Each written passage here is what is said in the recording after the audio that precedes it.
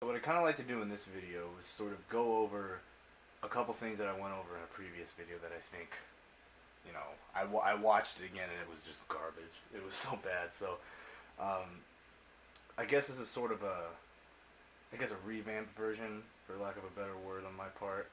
Basically, I'm going to be talking about an arcade stick for the NES that I created. Now, if you had seen my previous video, I actually have it deleted now, so trust me, if you haven't seen it, you're better off. But if you have, then this is basically going to be just another. I'm going to talk about a lot of the same shit. So I'll start off with a couple of the arcade sticks I have right now. This isn't all of them, but just ones that I think are important for the topic of this video. So obviously here we have the NES Advantage. Now, when you think of arcade sticks for the NES, 99.9% of the time, this is the one you would think of. It's first party Nintendo brand. Obviously, it's NES Advantage, and it's really, it's well built. It's got a really good build quality. It's got the stuff you would expect from your standard arcade stick. You got the joystick, buttons, turbo, buttons here on and off, and the dials to turn it up. Now on the side here, you got start, select, slow, which actually just pretty much pauses and unpauses the game. Doesn't really make it go slower. And you have a 1-player and 2-player switch. Now, the reason that's important, or I guess just for this video, is that you have 2 plugs here. Now you don't have to plug both of these into the NES. The only reason you would is so that if you were playing, say, Super Mario Brothers, you can just use this one controller, switch back and forth, plug them both in, player 1 and 2. Oh, player 1 dies, switch to player 2 and give to little brother, little sister, whoever you might be playing with. Now, as much as I love this thing, it's got some problems that I can't really get over. First off being the joystick. It's just got the silicone membrane under here, just like you would find on a D-pad or, the buttons of an NES controller, original. And it gets the job done. It's not terrible, but at the same time, I don't really love it. I think you might see Evie up there. She's my kitty. And that's the same thing with the buttons. They're not very clicky. Like, I don't know if you remember on old arcade cabinets, but they have the micro switch buttons and joysticks, and they just don't feel like that. Another thing too is that these buttons sometimes, they're so big that sometimes if you push them down at an angle, they'll get stuck within the housing. And it's not going to do it now, but trust me, it does. And then, you get your ass kicked by Bald Bull, and then you freak out and you yell, and your mom wakes up and you get in trouble. So, moving right along, I have another NES arcade stick. Now, this is the Hyper Stick. I actually found this at a garage sale for $2. I don't know if you can see that. And this is more or less the same thing. You got a bigger handle on your joystick, but it's just a D-pad, really. Buttons are a little bigger, and they don't stick like on the NES Advantage. Not quite as heavy, but still a good build quality. You just got your start and select here, and a speed dial. Now, I don't quite know what this thing does, so I won't talk about it. But it only supports 1 player, so you would have to have another controller, and that's not bad at all. So yeah, there's that. Now here to the left, this is actually a PlayStation 1 arcade stick. I got this at Goodwill a couple years ago, and I really, really like this one because, you hear that? That's a micro switch joystick. And it feels really nice. It's nice and clicky, responsive. It's really nice feeling. But the buttons are not, unfortunately. They're still, just normal silicone membrane buttons. And you got your slow motion and auto fire, things you would expect to find on an arcade stick nowadays. Well, my problem was that I was playing Punch-Out on this, and the issues I had with it were really rising. The buttons would get stuck. I didn't feel like I was getting the full experience. And yes, it is a port of an arcade game. So Punch-Out on the NES, Punch-Out was originally an arcade game. And it had, the arcade style whatever. And it was ported to the NES. And I felt like I just wanted to play it like that, you know. I wanted to have some sort of arcade responsive controls. So I searched the internet, couldn't really find anything for what I needed, so I said, just forget it, I'll build my own. Now, you can buy micro switch joysticks and micro switch buttons on the internet. And, you know, that's basically what I did. I bought a housing, I got an old controller that was really old and the shell was destroyed.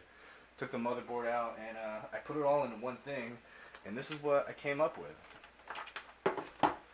Now, as you can see, this is pretty plain looking as far as arcade sticks go. It's just got, you know, the basic color scheme for the buttons at least. You got your BA start select. Also, can you hear that? I don't know if it makes any difference to you guys, but those are micro switch and they feel really nice. Same goes with the joystick. Now, the housing I got just from Radio Shack is I don't know. They're always a little pricey, so if you can find some kind of box, I don't know, it probably would have been better. Now, as it is right now, I guess I'm not done with it.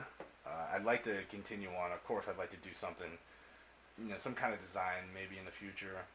I don't know if you can tell. Maybe if I catch it right on the light. I just have it Sharpied, BA select start. Not that I would forget, but, you know, whatever. And, what else? These screws are, you know, they're not flush with the housing, which is okay. Now, inside this thing, like I said before, is an actual OEM NES controller. The housing was just destroyed, so all I did was go in there and solder the buttons up to the carbon pads, hooked up one ground for everything, and it all works surprisingly well. And, you know, kind of like the Hyper Stick, if I can find the damn cord, it's, you know, just got the one now, so again, you would have to have another controller, you know, perhaps this one, or even a regular D-pad. It would all work just fine. Now, that being said, this thing works with every game, and it works pretty well with every game, so I'm not going to open it up now and show you, because when I did before, you couldn't really tell what the hell was going on anyways. Maybe sometime in the future I'll make another one of these, maybe a USB sort of thing.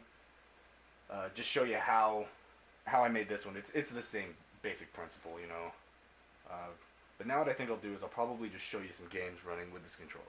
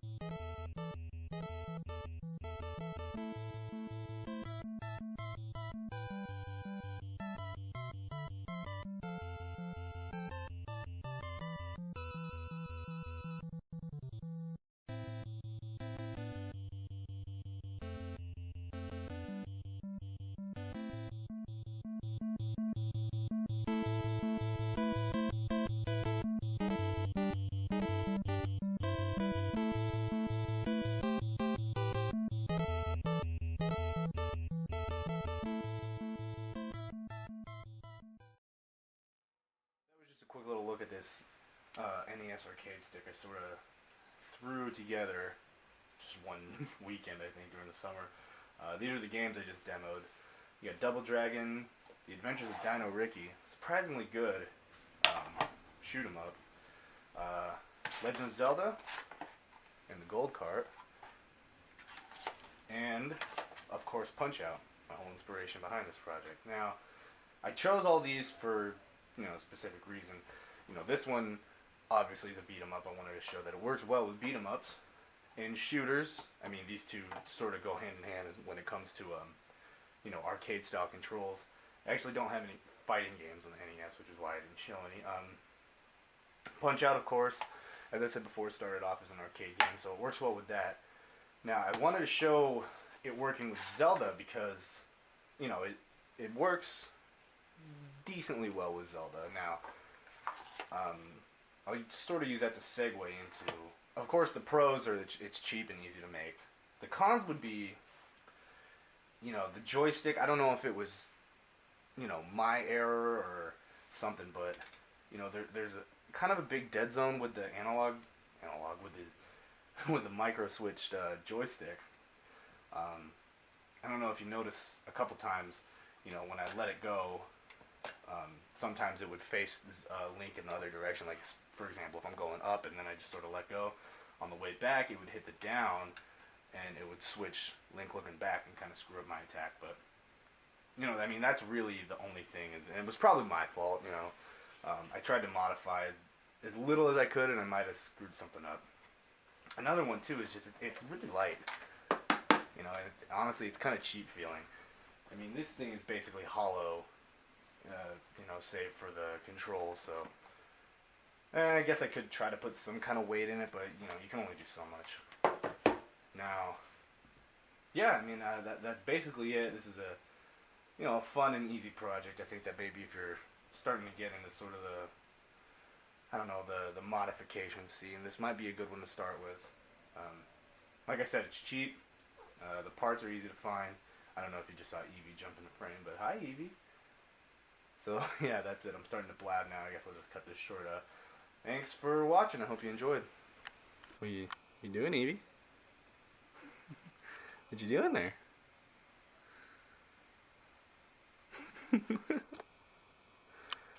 Hi, Butters.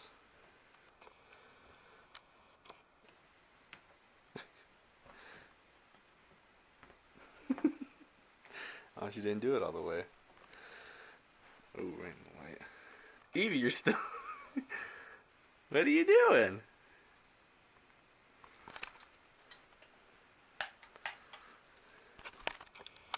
Butters, your sister's weird.